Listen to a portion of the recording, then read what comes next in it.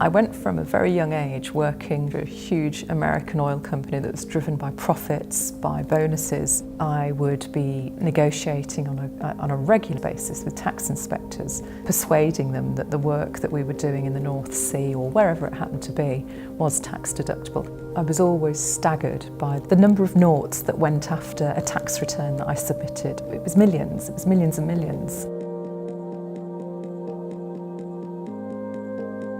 It was probably around 2012 when Starbucks were being challenged by the justice system in terms of unfair payment of taxes, and they overnight settled. In the days running up to that, Starbucks coffee shops were boycotted, and I thought that is the first time I really saw the human populace voice angry about corporates not paying tax, and I think that was probably a trigger point.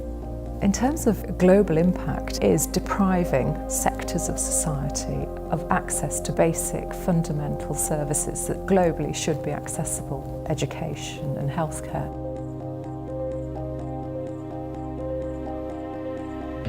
A way that is quite often talked about in the media is, well, why don't the governments change things? Why don't they make it harder? So, for example, if the British government made it difficult for Amazon to work in the UK, all Amazon would do is go to one of the other nearby countries that has a low tax regime, and they would benefit from that.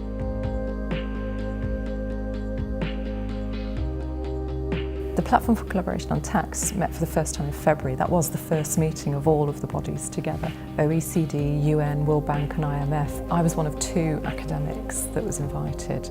The long-term goal is to make sure that every tax jurisdiction receives its fair share of tax revenues, and corporates are compliant and they can see the positive benefits in doing so and not just measuring success against corporate financial objectives.